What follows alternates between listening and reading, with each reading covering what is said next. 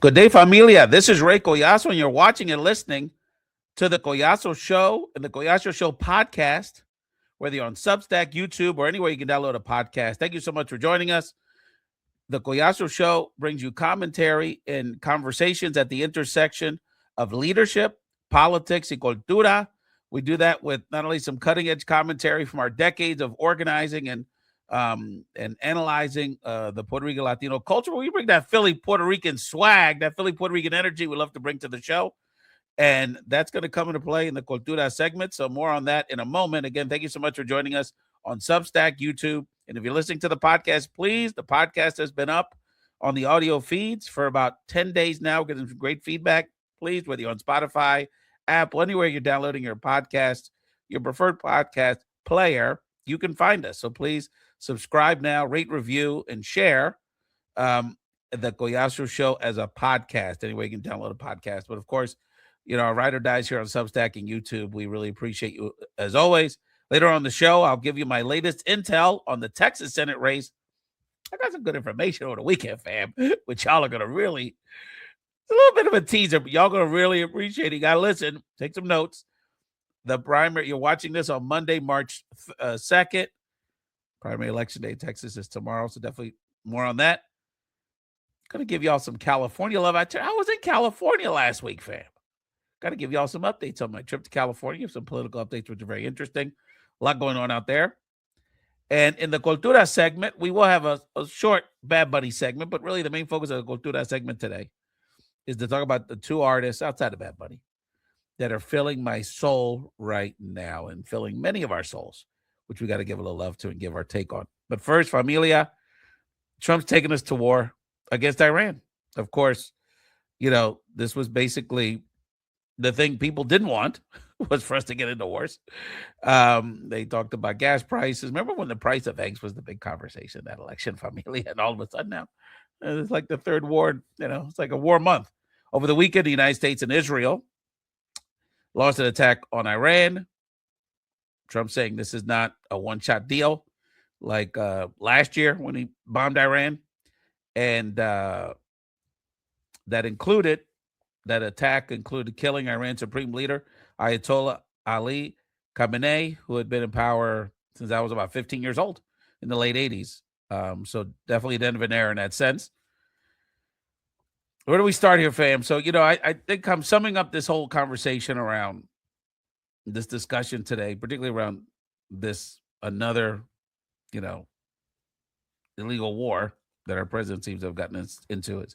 As Jalen Hurts would say, we have to stay focused on the main thing being the main thing. And the first thing I want to share about this is that the main thing is when it comes to these kind of armed conflicts, violent, deadly conflicts, is we have to focus. We can't focus on the politics first. We have to talk about the human cost. And the human cost of this is that we've already lost lives, both in Iran. I think people saw unfortunately, one of the first civilian targets that got hit. I would presume by accident, but who knows, was a school where dozens of young women, young girls, and other students and other people were killed in Iran.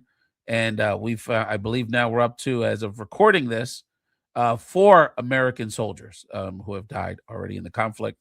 So we have to keep the human cost of this front and center in this conversation because A, we have to keep and maintain our humanity through this process. And B, when it comes to war, the question is always why, for what, and is it really worth it? Okay? Because we know one thing, it ain't really for the reasons they're talking about. Because they have multiple reasons depending on the day and who you talk to. The nuclear capabilities, which they said they took care of last year. So we have to bomb them every 6 months now? I mean, at least say that. The Iranian leader was a bad guy? Yeah, he was.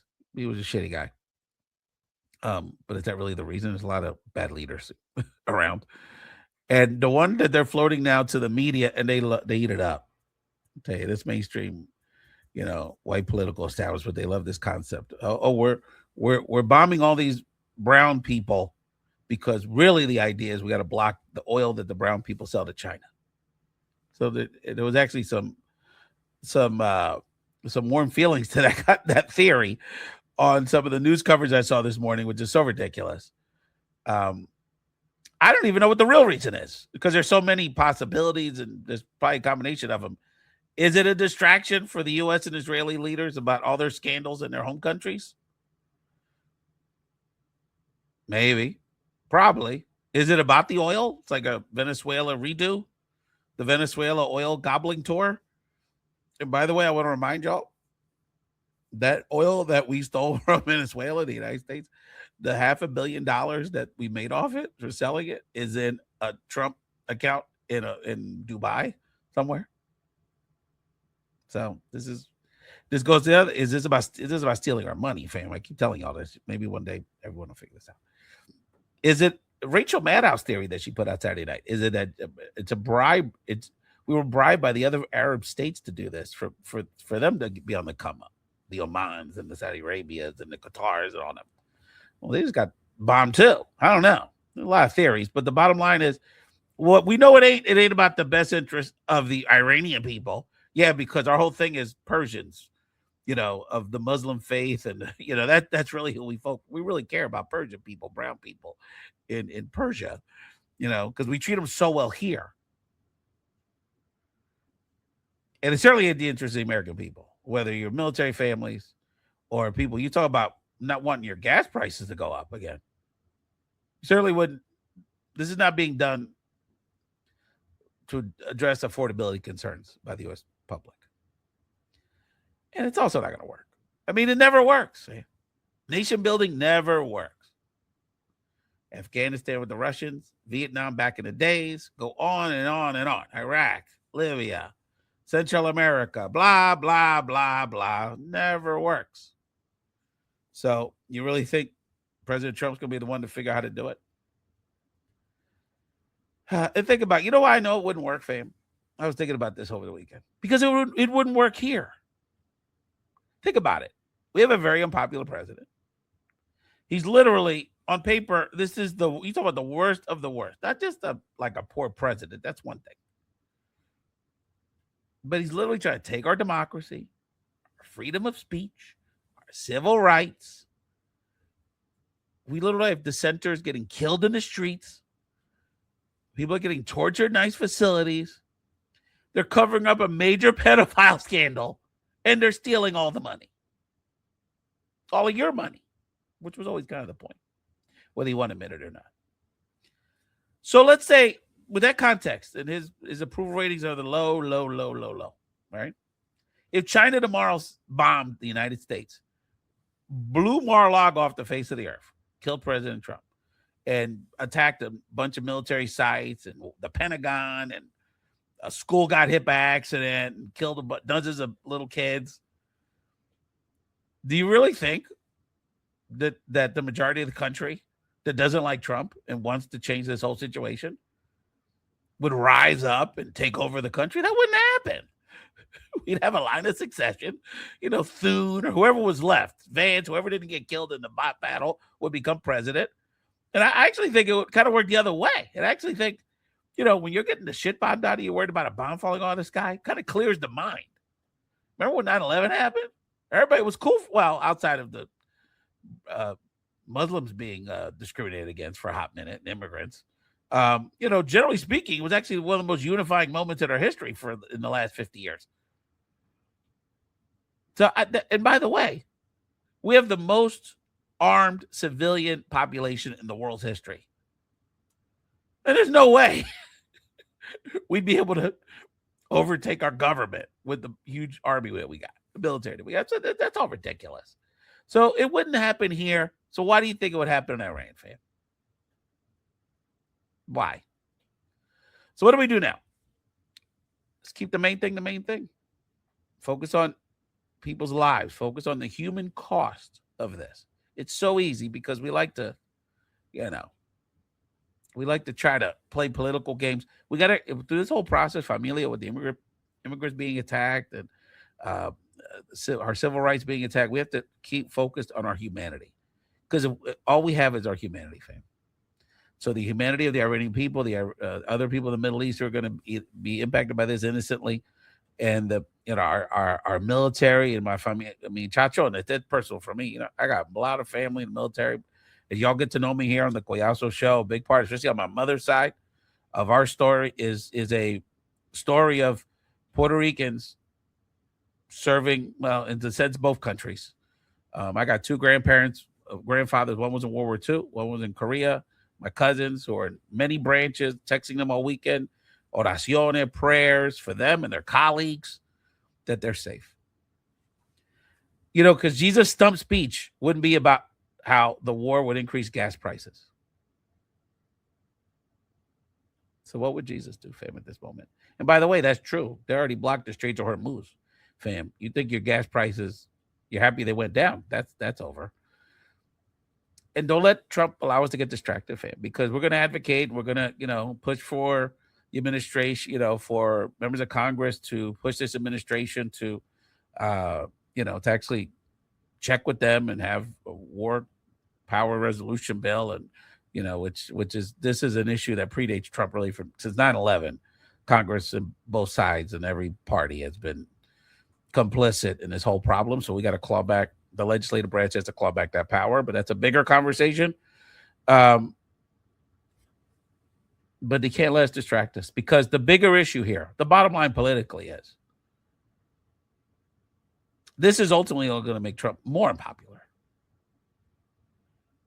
And unless there's some economic miracle that economists cannot foresee, nobody can foresee, Trump is absolutely going to get, the Republican Party is absolutely going to get creamed in the midterms in November. I mean, look at the numbers in Texas. We're going to talk about more of that in a second. I mean, they're just going to get absolutely hammered.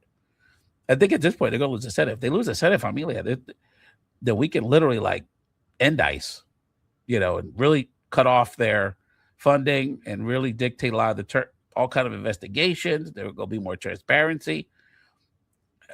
Might be able to slow down this whole Supreme Court situation, depending on when people retire and when people are no longer able to serve, the timing of that. So I predict a couple of them are going to resign this summer because they're going to be scared of another window of time where they wouldn't control the process. And by the way, if the Democrats if they control the Senate, I wouldn't wouldn't let them approve one judge. Supreme Court on down ever again in Trump's turn. Forget that. So the only thing they have left, because they don't have policy, they have nothing to offer anybody. And you're seeing that from the polling, the discontent, the manosphere. He's losing the manosphere. He's losing Marjorie Taylor Greene. He's losing bits of his coalition bit by bit. And this is only going to make it worse for him. The only calculus that they have is how much can we distract these people to the point where we can steal the election without them rising up. That's really it. So it'll either be what they're doing now, try to bit by bit steal it, through their processes and grab, through the SAVE Act, or through, grabbing voter ballots, or threatening us, telling us ICE is going to be at all the Latino precincts around the country. Or on election day, they just do a literal coup and either stop the election or just, seize ballots in 15, 20 strategic locations that could flip the House and the Senate. So we can't let them distract us. The future of our lives, the future of our family in the military, the future of the innocent people around the world. And yes, fam, the lives of innocent people, immigrants being tortured in those ICE concentration camps are too important. And that's if I only get one thing out of my content this year, is that's the most important thing. Because if we allow our country to torture people, then we're not who we say we are. We're not. We have to do all we can to save this country. And most importantly, familia, I'm going to go back to this. We have to take back our humanity. We cannot lose our humanity in this process. And I know it's hard. We cannot lose our humanity. Thank you so much for joining the Collazo Show. Please, again, subscribe to the Collazo Show anywhere you can download a podcast. Really excited to talk about this. I was in California, familia, in our politics segment. I was in California last week. Shout out to my family at Vote Riders. I'm going to put them in the crawl here. Go to voteriders.org. Vote Riders is an organization that I'm a part of. I'm very proud of to be a part of. Is a nonpartisan. I'm a board member of Vote Riders. And Vote Riders is a nonpartisan, nonprofit organization with a mission to eliminate ID barriers to the ballot box so every eligible voter can cast a ballot that counts. It's a nonpartisan organization I'm on the board of. Shout out to the founder, a wonderful lady, Kathleen Unger, her husband, Stephen Unger, my buddy. Big Eagle fans, by the way. Wonderful people. Board President, Eric Tapio Boricua, Orgullo Boricua. We're going to engage him in our work moving forward. Wonderful guy. The Executive Director, Lauren Kunis, and the rest of the Vote Riders team does a wonderful job empowering the most vulnerable in society, that because of many reasons, fam, people think it's easy. Oh, just get an ID. Not everybody has their birth certificate. Not everybody has all the documents. Not everyone has the means in many ways to even get an ID and secure an ID in their current location. And in some states, that really becomes a major obstacle in voting. So we want to make sure everyone that's eligible has an opportunity to vote and vote for the candidate of their choice. It's a nonpartisan organization, and that's very important. And so that's why I was in LA to begin with. So it gave me an opportunity, fam, which was wonderful, to actually have conversations with our local folks on the ground about what's going on in politics. And I wanted to share with you one of the things that's very important is outside of the presidency, I would argue that the most important elected position in the country for Latinos is who's the California governor. The California governor oversees a $350 billion budget. The state of California is the world's fourth largest economy. It just surpassed Japan recently. California is home to over 16 million Latinos, over 40% of the state's population. So you're talking about really the epicenter of Latino life in this country, Latino economic growth, Latino culture. I know New York and Miami would disagree with that, and maybe our friends in Texas, but let's keep it real. The centerpiece of U.S. Latino culture in so many ways, whether it's in SoCal or Silicon Valley, San Diego, the Central Valley, our agricultural base is in California. And they've got their governor's race. Gavin Newsom's term limited. So, of course, who wouldn't want to be the governor of California? You can see from this panel, the picture that I have for people watching the video stream. There's 12 people on this panel. These are the 10 or so plus major candidates, quote unquote. And they have a June 2nd primary. Now, what's interesting about California, fam, is that they have a June 2nd open primary. So the Republicans, Democrats, everyone runs in one big jumbled primary. Then the top two, regardless of their party, face off in November. So if it's two Republicans, so be it. If it's two Democrats, so be it. If it's 1-on-1, so be it. So what's interesting is that you have 12 candidates on the ballot. You got 10 Democrats and 2 fairly prominent Republicans. And because the Democratic support is getting chopped up into so many pieces with all these candidates, and a handful of them are pretty, significant players in California, will be considered contenders, real contenders. There's a possibility that the 2 Republican main candidates, Steve Hilton and Chad Bianco, could get the number 1 and 2 spot. So there's lots of conversations because Katie Porter, who in the very initial stages of this, the former congresswoman, who was kind of that good government consumer advocate, used to see her with her eraser board in those hearings, has not really solidified herself with that top spot. More and more people, and neither of the 2 major Latino candidates has caught fire. Former DHS Health and Human Service Secretary Javier Becerra, former Mayor of LA Antonio Villaraigosa. So it was still up for grabs. So Congressman Eric Swalwell's jumped in, philanthropist and former presidential candidates Tom Steyer's jumped in, and because of their name recognition and Tom Steyer's money, they've sort of gotten in, they're sort of in the mix now, and particularly Javier Becerra's support has dwindled, and to some extent also Katie Porter. So you have a situation where we've got 2 weeks or so, I think it's March 19th, March 20th, where if some of these minor Democratic candidates are going to be pressured over the next few weeks to step out, because if not, there's a stronger possibility that one or even both of the Republican candidates that in a one-on-one fight would have very little chance of winning in November could win. So, it speaks to, and even SEIU California President David Huerta, Latino, a man who got in national prominence to be one of the first really political activists and political leaders that was who's an American citizen, who was incarcerated by ICE during the initial raids in Los Angeles. put out an indirecta in an interview the other day, kind of hinting at, some of these minor candidates and sort of implying, including the two Latinos who are both kind of in the Becerra and Villaraigosa, kind of in the 5% range. They may need to step out. And look, it's not fair. I mean, Steyer's a good guy, but, he can kind of get his name out there with all the money he's got. It speaks to the challenge that Latinos have had to run for statewide offices in California, because despite our numbers, it's so goddamn expensive to run for office in California. And then, it kind of speaks to the fact none of these candidates have really caught fire. They had the California State Convention the other day, and I must have talked to 12 people that were there, and everyone said the same thing. No one's really sticking out. No one's really super excited about any of these candidates, frankly. And it's just sort of it's still jumbled. And so we'll see what happens. I encourage those candidates to really, that are not polling even at 10%, to really look at what their viability is, because we would not want, we would certainly want at least one Democrat to be in the June mix, in the fall mix. So, and, I don't know. I don't have a strong opinion about, there's certain things I like about several of these candidates. And I hope the best for all of them, but it's, maybe before we get to June 2nd, we'll definitely have more to talk about, and we'll see how the field dwindles. I do want to also talk about the Texas Senate primary, and of course, primaries around the state of Texas are tomorrow, Tuesday, March 3rd. Don't forget about my man Eric Holguin running for State House in McAllen, Texas, in the RGV. So he's someone that we have formally endorsed, a colleague and a great friend. We have stayed out in all of our associations and in my public life.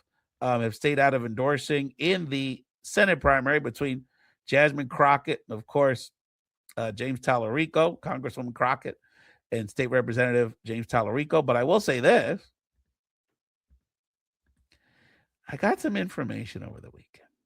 I've been gathering information, studying, trying to get a sense of where this is going to go. My initial thought was that, Congresswoman Crockett should be the favorite because she's the bigger political figure. She's a national political figure. Most people are just getting to learn who State Representative James Tallarico. You really had to be outside of Texas, really like a political nerd, to know who he was until the last month or so. And, because of her brand, because of her fire, because of her virality, and because of the Democratic primary having such a large minority Black Latino voter pool in the big cities, the Houstons, the Dallases, the San Antonios, that I thought, and I still think, she has a very good chance of winning. I can't get in a lot of details at the moment, fam. Maybe tomorrow, or, once the polls close, I can give you a little more. I can name names. But I got some information over the weekend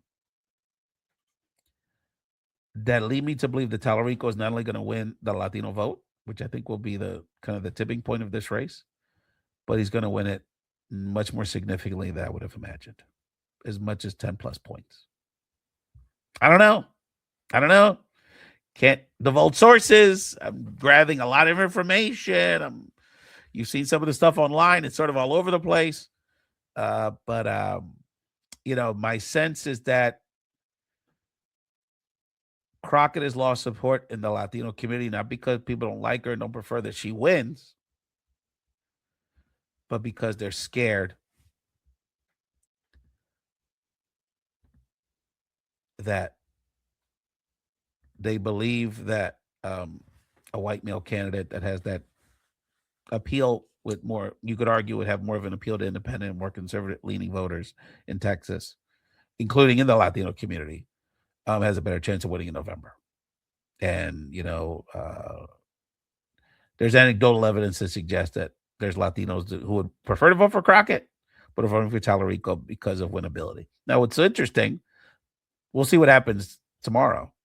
But what's interesting is that this feels very much like the dilemma that Black voters were in South Carolina in 2020, when, if y'all remember, Joe Biden was on the ropes. He was doing badly. He was polling badly. He finished like 5th or 6th in Iowa. He finished real bad, 4th or 5th in Nevada, and he lost to Nevada. Bernie Sanders in Nevada. He finished like 3rd or 4th.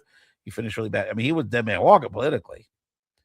And Black voters, particularly Black women voters, older Black women voters in South Carolina, when it came to it, when it was sort of the moment of truth, it was sort of now or never,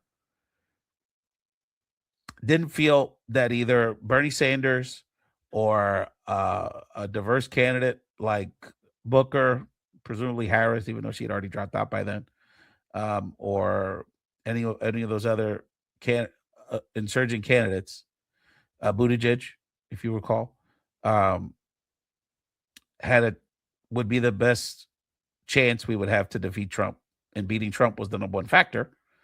So they went with Biden, and the rest of the sort of more, that was the signal to moderate Democrats around the country who are the bulk of primary voters to go with Biden. Feels like Latinos on some level are doing this in Texas, and others, Democratic voters, base voters who like Crockett, who would support Crockett, are making the same call. So we'll see, though. We'll see. I wish them both the best. I like them both the best. I don't want to see either one of them lose, to be honest with you. And I certainly wouldn't want, it would be a sad statement if ultimately Crockett lost, not because people didn't think she was the better candidate, but because they were scared that people would not support a black female in the fall in Texas.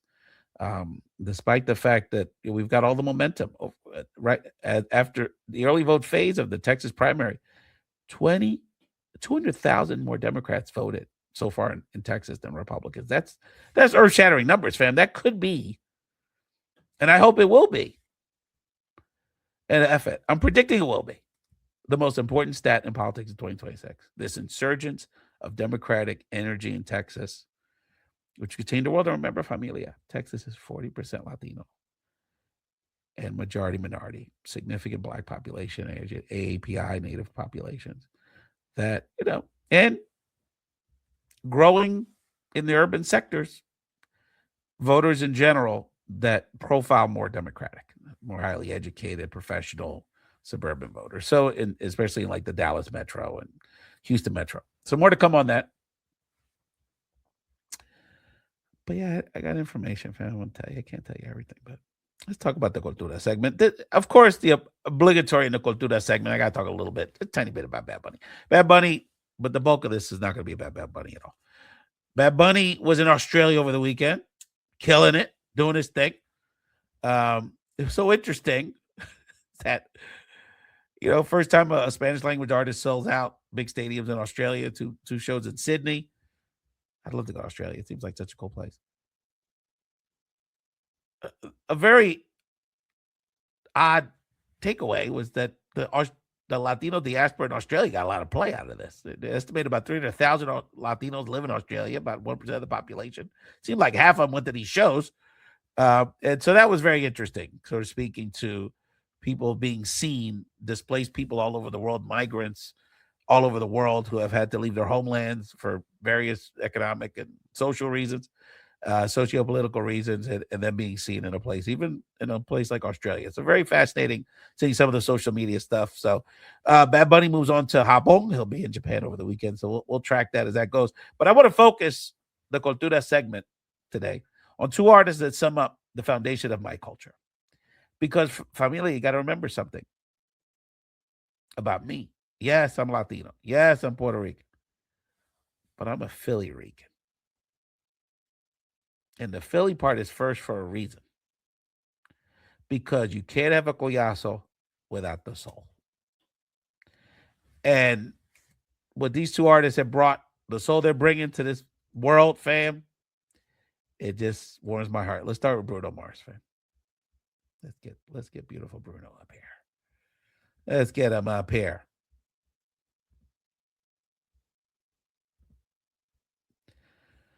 Let's get Bruno up here.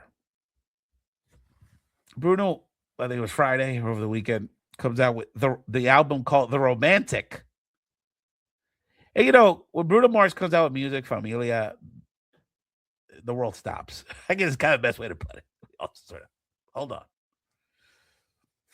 Bruno's like Nas when Illmatic came out.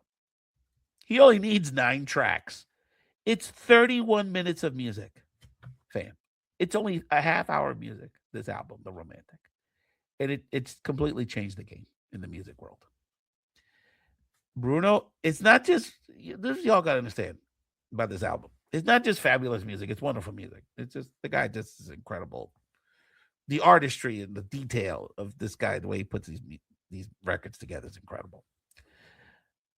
He's staying heavy with the R&B, which he's done for the last several years. He did that collaboration with Anderson Paak, which was fantastic. And it's very interesting how he chose to bring in the Latin flavor on this one more than he has before. The mariachis, bolero, there's a cha-cha-cha, the boogaloos heavy in this joint. You can tell it's pop from Brooklyn. The boogaloo, if y'all don't know about that, Joe Bataan and Joe Cuba. We'll get my pop on here again to talk about it.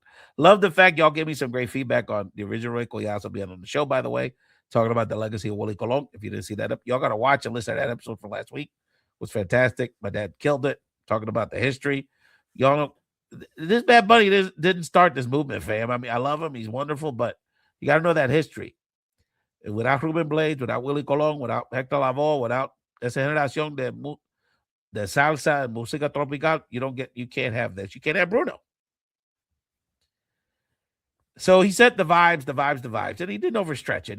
It wasn't a gimmicky thing. He did it within his musical tradition, his reach. But the most important thing about it, fam, is that he brought romance back into the conversation.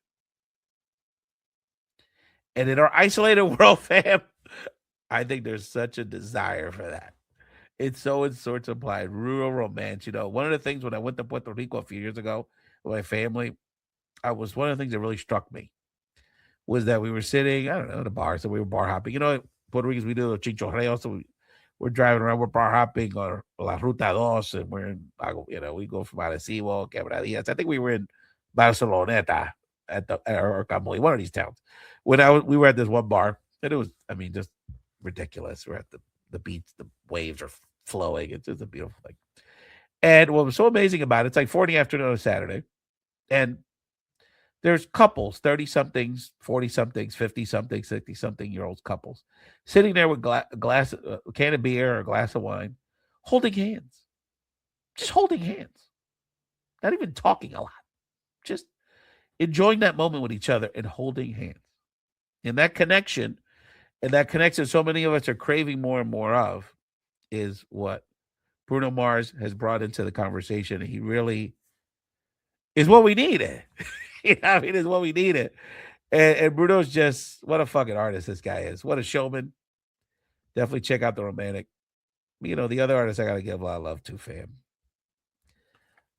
Got to give her flowers. She doesn't get them enough. R&B star, as we say in Philly, Miss Jill Scott. Her new album, To Whom It May Concern,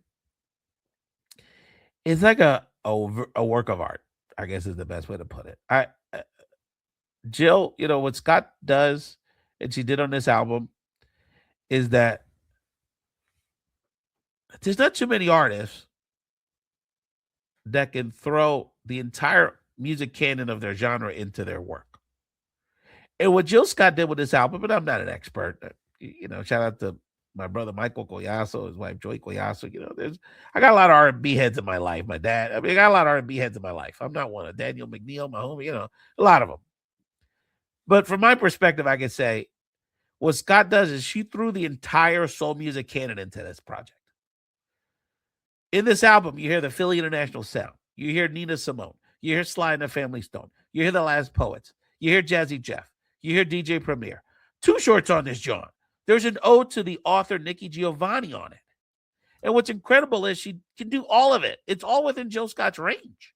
There's nothing like she feels like she's reaching and doing it. She does it all really well. I guess, Jill Scott's like above most of our heads. And I think including mine on some level. She's like above our heads here. And we're better for it. And, again, if y'all don't know me like that, I'm Philly. I'm no Philly. So Jill Scott's success, her voice, her journey, her music, her content is so personal for us. We literally grew up with Jill Scott. My brother was a hip hop artist. We're going to talk. He had a new album coming out, some new project into the week. We're going to talk more about him later in the week. Mario Collazo, Outer Space, Planetary, all that. He used to be in talent shows with her when they were in high school. Been in music studios with her with Jazzy Jeff. My sister-in-law was in Jill Scott's high school homeroom. Patti LaBelle, God bless the matriarch of Philadelphia. She's the queen of Philadelphia. Miss Patty. But Jill Scott's our fresh princess. We can't thank you enough, Miss Scott. We can't thank you all enough for listening to the Collazo Show. Please subscribe to the Collazo Show on my Substack or on YouTube, and subscribe, rate, and review the Collazo Show podcast anywhere you listen to podcasts. Keep the main thing the main thing. Keep your humanity, and have a great week.